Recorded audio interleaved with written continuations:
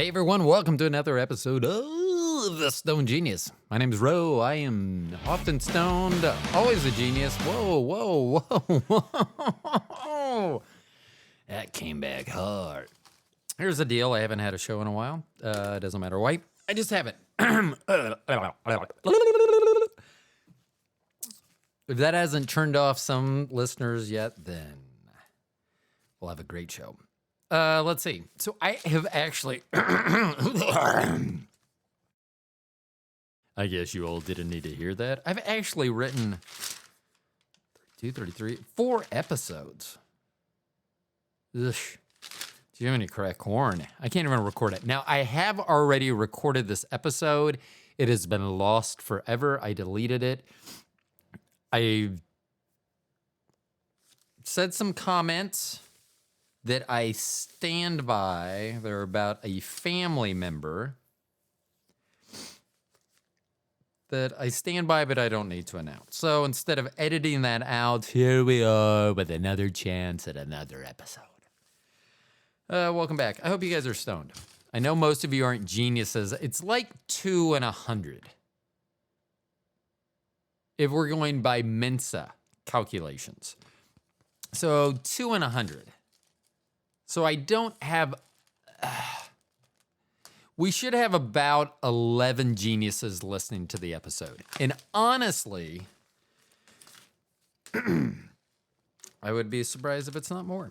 Hey, society, what is up? Let's see, what are we going to talk about? We're going to talk about a generation that we are losing. And I don't think that they talk about this quite enough. And here's the honest thing. We have a global audience. Last check, 29 countries is where we are being listened for. Oh, thank you. I feel if I'm going to talk about other countries, I should have had that cheering in a different language. Maybe that would have been better. I have traveled outside of the U.S., not extensively. My love of bidets came from traveling outside the U.S., but I never noticed any other countries putting carpet on their toilet seats. Hold on.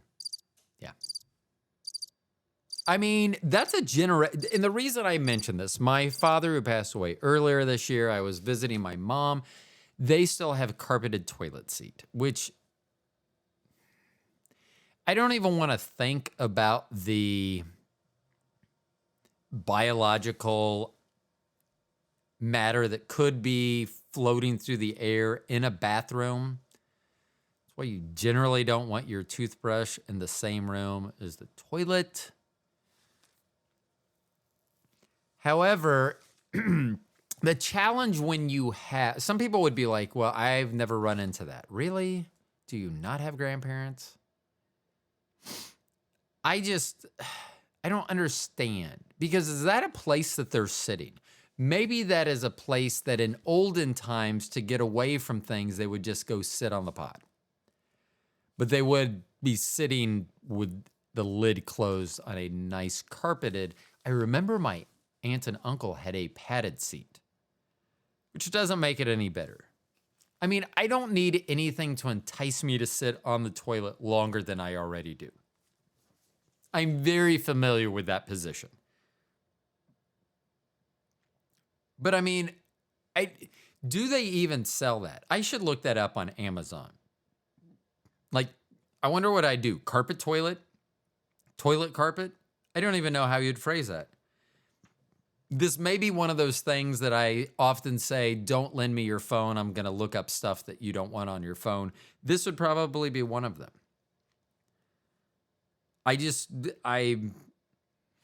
The worst thing about it is I always forget. So I put the seat up, and then you have to struggle with the seat. If you are a traditional male urinator, you will stand. Now, somewhere I learned a long time ago, pee like a bitch or become a bitch. That being said, I tend to sit always. Unless I'm out in public, because guys are gross. No way I'd sit on a toilet seat out in public. Ugh. Don't even get me started. That being said, I thought I had put the seat up. I was going to stand at my mom's place, and I went to put this toilet seat up, and then I had a struggle. You might even call it an altercation with the toilet seat because of the added depth, which is minimal, but there's still added depth of the toilet seat. Oh, I just had a fucking great idea, though. Oh my God. Have I told you all that I'm a fucking genius? Because I am a fucking genius, but I'm going to give this one away. Hold on.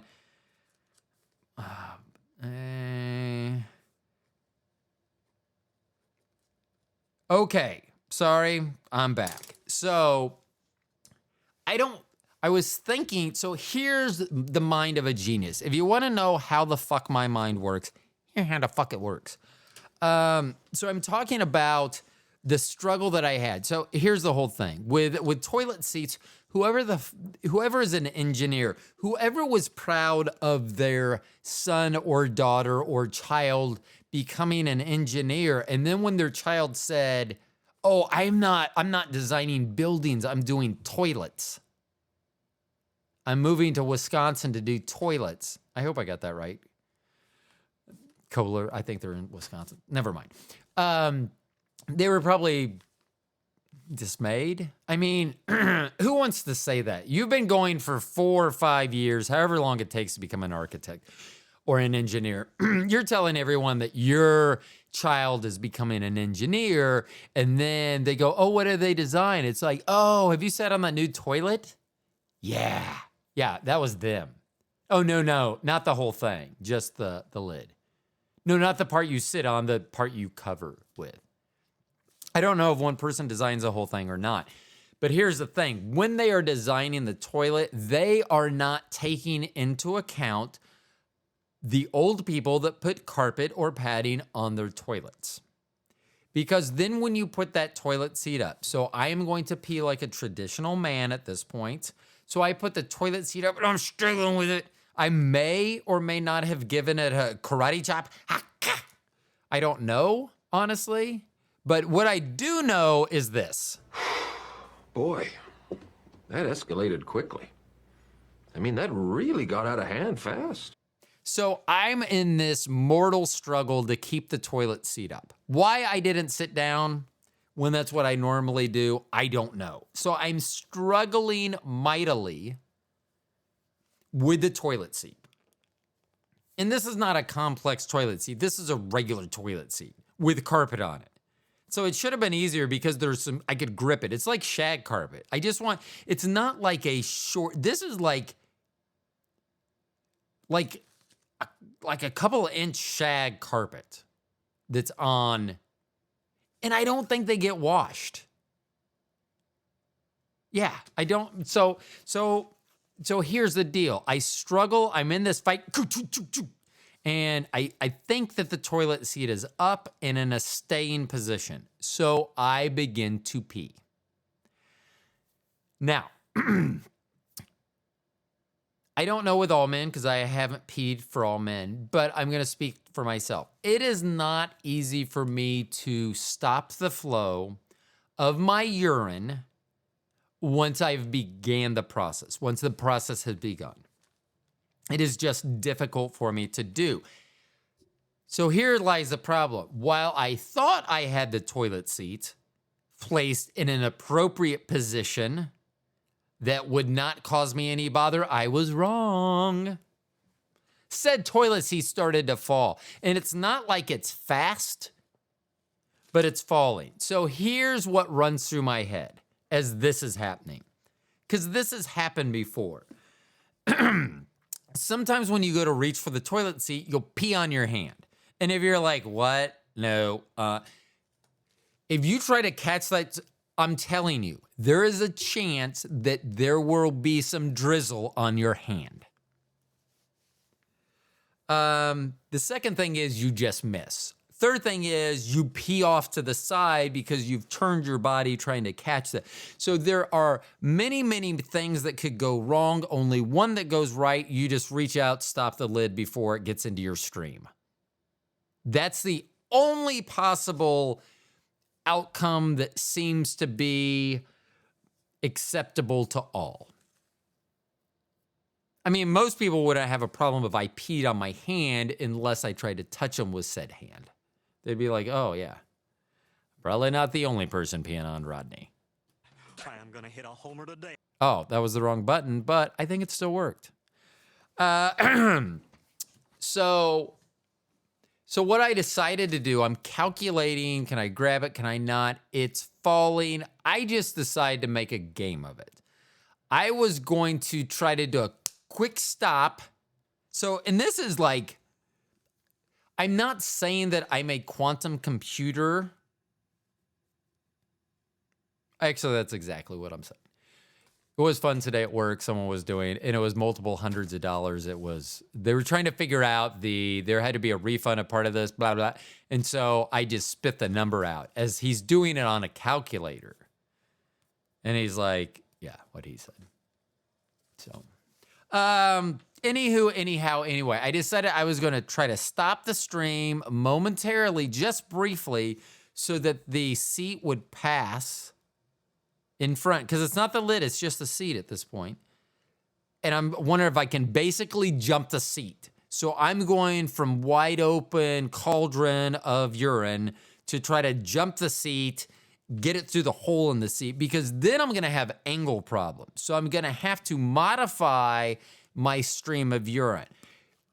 It's a couple of seconds ago when I said I was a quantum computer and you're like, no, you're not. I did all of these calculations. So I was either super high and everything just slowed down, or I thought things were slow, which now that I think about it, that is probably a more realistic outcome than me being a quantum computer. I mean, I'm smart. I'm a genius. I carry a card in my wallet that says as such. Anyway, long story short, I did not stop the stream. What I thought was stopping it led to a little buildup, so it was like a... So let's just say it's not the only time I've had to clean a restroom this week. There was earlier in this week where I was peeing standing up. I want to say that I always sit, but yet here I am standing. But here's the problem, too. If you listen to these two stories, especially my family will be like, please sit. Please sit to shit and pee. Please. So I was peeing, and I was high for this one. Happy. That's what I meant. Oh, I have that sound. Nope. Yeah. So anyway, I was high and I was peeing, and we'd had the windows open. It had been very nice, and some sort of flying bug came through, like a gnat. Something small, but it was between my penis and the bowl. And it was kind of just meandering around in that vicinity. I don't know if it was drawn to my stream of urine. I have no idea, but it seemed to want to be in that area. So what I decided to do, and what I decided would be funny, is I was going to try to pee on him. I was going to try to shoot him out of midair with my urine, mind you, a stream of urine, not just like psh, psh, psh. This was like, so I'm chasing. Remember the original Ghostbusters when they're in the dining hall trying to get Slimer and they're going all, that was my urine. That was my pee stream as I chased this gnat around. Now, what I thought was hilarious, and I did, and what proved to be a fruitless endeavor is I did not hit my target. I had to clean a lot of the bathroom. I mean, not a lot of it, but more so than what would happen on a normal Tuesday afternoon. I made a mistake. I should have just shooed him away or not paid attention. Either one would have been a better outcome than the urine, chasing it around with urine. So how I said earlier that there is only one good outcome when the seat started falling, I was peeing. There was only one horrible outcome for me trying to pee on an insect. I can't think of a single thing. If someone would have said anything, it would have been a better idea than what I did. Okay, back to the toilet seat generation. This is what was going through my head when I said I'm a genius. So we have our bidet. And I am going to be sponsored in 2023. My goal is to be sponsored by a bidet company because I have the cleanest ass of any podcast host anywhere. And I will let people sniff it. I will let people look at it. I would rather you pay me to do that. Oh, shoot, that should be my OnlyFans. But that's my goal. So we have a bidet. So here's what we do. So instead of me thinking that the toilet seat carpet people are disappearing and there will be no more carpets on toilet, which actually is a good thing, I thought, however, if you incorporate a carpeted toilet seat with your bidet, do you see where I'm going here? You bidet and wash, and then you put the seat down and you slide across the seat. Boom. Clean and dry, Oh, hold on. Clean and dry, motherfuckers. God, I love that. Hold on. Clean and dry, motherfuckers. Nope, this is the way to go. Okay, so I do think that would work out. That may not be the best way, but I think it is definitely a way to not lose or repurpose. Like if your grandma passes away and you go to their home and you're like, oh, I'm going to throw this out. Don't. I mean, if you're not going to use it, you could probably sell it. Just like the massage tables that they sell like on Amazon, those are sex tables. Everyone knows that it's going to take very little time. Even if it starts, the very first thing starts as a massage, you're going to want to know how much weight that can hold. It is, and I don't know why they don't lead as that. Just say you're a fucking sex table. We are a sex table. And if you want to get a massage, we're not bad at that either. Anyway, I think that I am on to something. I don't know what it's going to be. That's really my goal in 2023. Just have a kick-ass fucking toilet. I mean, bidet, bright lights, sprayers, a mister. If it could shave me, which I would be very leery of, but if it could do it, that would be nice. That's what I should have done. I don't know. So 2008, I knew of bidets. I don't think I'd ever used one until we went to St. Kitts in 2008. So then I fell in love with the one, and we've had them almost ever since. That being said, I wonder, so I would have been 41 at the time. If I would have grown up in a country, which is almost everywhere, that use bidets, would I still be as passionate about them as I am now? And I think it's just because I know that there's a lot of stanky ass Americans around. You ask people about bidets and they're like, ugh. People are stupid. That's why you don't get your ass eat. And you're like, I don't want it at. Yet you don't. You don't want it at yet. Oh, that kind of rhymes. I know someone that was on that thing that said, no butt stuff. And that has changed. I won't mention any names. They better know who they are. What else do I have on notes for today? Let's see. That's not a good note. I'm going to skip that note. Yeah, that's not a note either. Starting a cult. So I have found out in my new sales job. I mean, I was in sales before, but I was Grumpy Gus, the salesperson.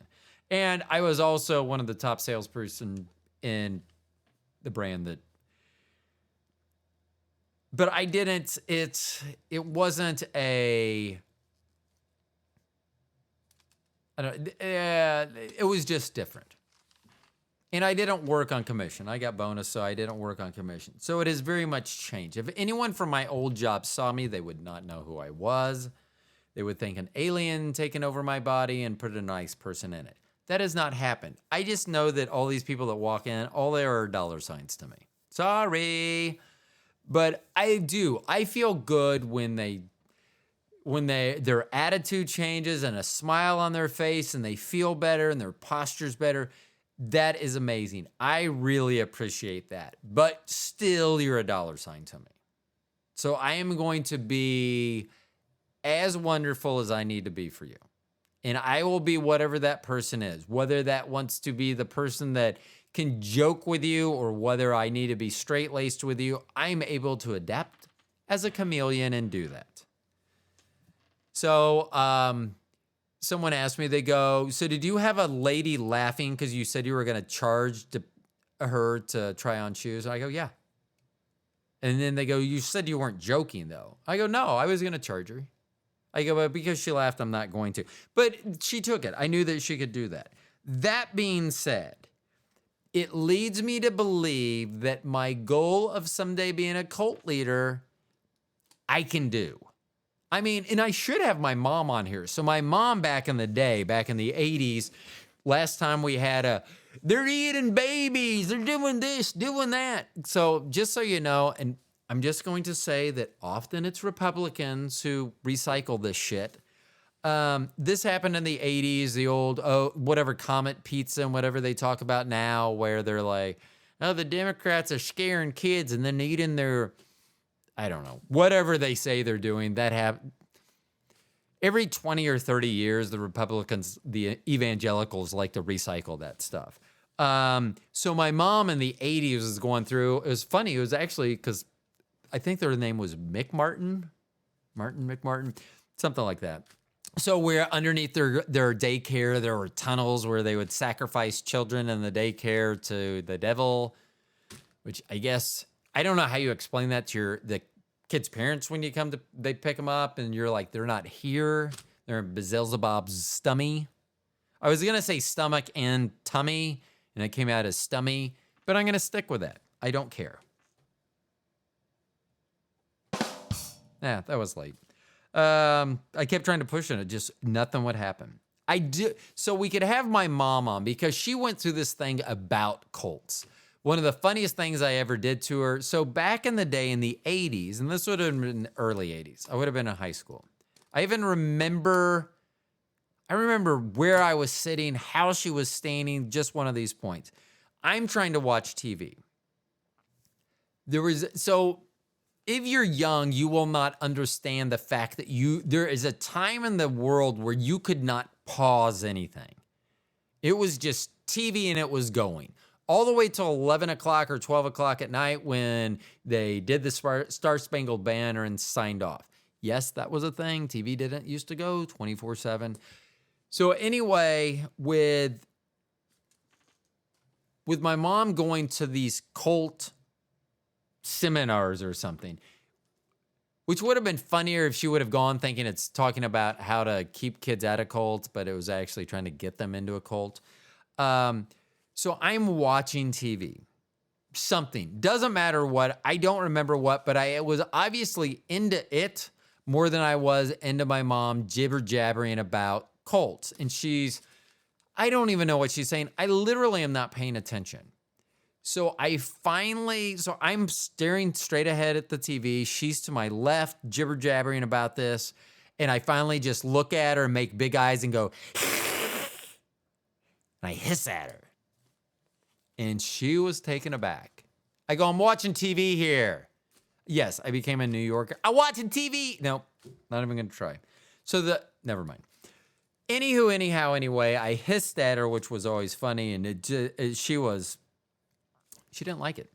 But I really think that because she's gone through that, I think that she could see my personality. And when I say I want to be a cult leader, she will definitely be like, yeah, I can see that. And when I tell people that, they say, yes, I can see that. I don't know why I'm waiting. My hair is white enough. I'm bald enough. Gosh darn it, I should start a cult. But I am ridiculous with customers. I am over the top. Ugh. Bobby and I have talked about me becoming an escort for women. Because think about this, especially the area that we live in, there are a lot of rich people. How often do the women want to go out and do something, have a function to go to, and the men probably don't want to? I can step in. Trust me, I'm better looking than you are. They're going to want to take me because I'll be more interesting than you are. I think it would be a great thing, and I am a schmoozer. So my thing is, I think I'm going to go to the club we go to. I'll just sit in the corner. When I start talking to people, then I'll send them to Bobby. She'll be my pimp. Nope. That's what I was looking for. Yeah, so starting a cult. I don't know why I haven't done it yet. Let's see a couple other things. Dumb people. So there is a golfer. We live on a golf course. There's a guy on the 17th fairway, and he's hitting. And so he hits his second shot from the fairway of 17, and he's mad. He's cursing and screaming and smacking his club down. So here's the deal. He was in the middle of the 17th fairway when he hit. He was playing hole 16. So I yelled at him, "You shouldn't be upset. You are hitting from the wrong fairway." And I got flipped off. But honestly, why are you so upset? Like the people that, when I used to play a lot of golf, I would get upset. I would lose my temper sometimes. But I was a pretty good golfer. So when I was upset, it was because with golf, one day I would shoot even par. The next day it would be like, "Oh, you've never played golf before. That's so nice. At your age, trying this out for the first time." I mean, that's literally what it would be like. And so I would get frustrated. The people I always thought were funny were the shitty golfers that every shot was bad. It wasn't like, oh, I hit like 10 good shots and then where the fuck did that come from? No, they would hit like 10 really bad shots and then he would hit even a worse shot and be upset about it. And I never understood that. And usually those people are the ones that are too dumb to actually try to improve their game. Like, I don't know practice. I don't know listen to someone that knows what they're talking about. Pew, pew, pew, pew.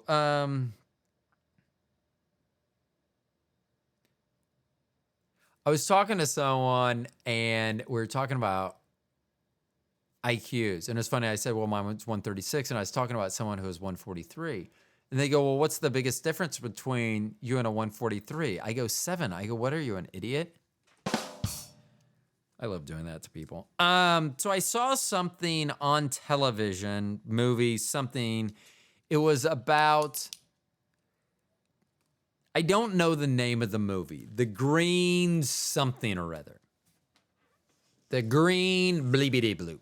It was about I think a plane crash in the Amazon perhaps, and an uncontacted tribe took these people hostage and then did horrible things to them. Don't think it was a true story, just think it was a movie. However, when I saw the uncontacted tribe, my thought was, you seem to have a lot of ideas and equipment that would seem, for a tribe that's uncontacted, it seems like you have a lot of stuff. I mean, unless you're doing this to your own people too, which I don't think you're big enough. I mean, you're already inbreeding for the most part, so I don't know how big a group you are, probably the dozens, maybe the hundreds, let's say. But you seem to have a really good grasp on how to interrogate and torture people. Now, the one where they put them in a boiling pot, that seems like anyone could think of that. Like, I'm just going to make a stew. They're going to be part of the stew. This just seems to make sense.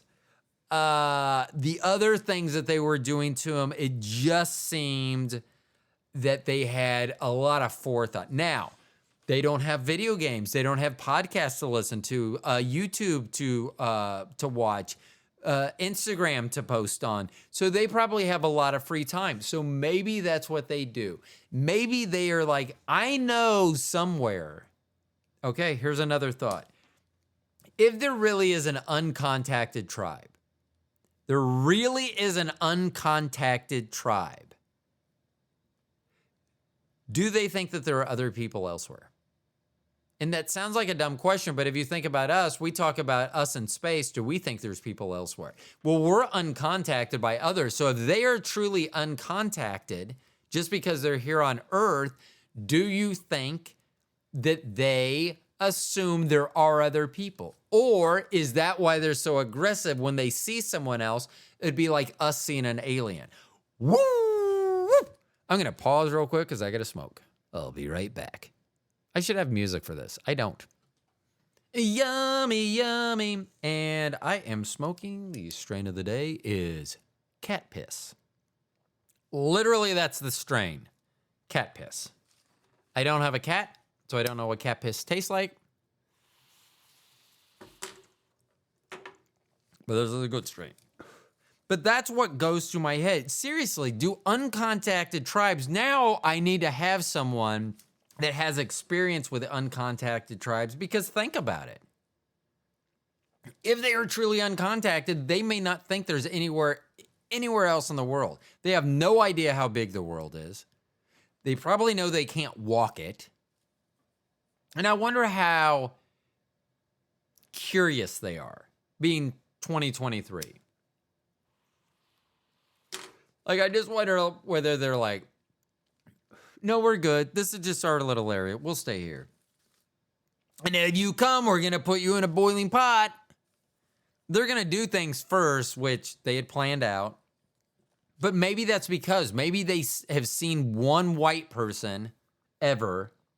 I wonder if there's any uncontacted white tribes. Huh, I bet there's not. Is that racist? Because all the white people aren't in uncontacted tribes? I don't know, but I'm going to throw it out there. That is weird, though. Yeah, you're listening to me smoke. All right. Yummy, yummy. I wonder how many of you right now are like, I wish that could be me. That's what it could be you. Hold on, man. I did.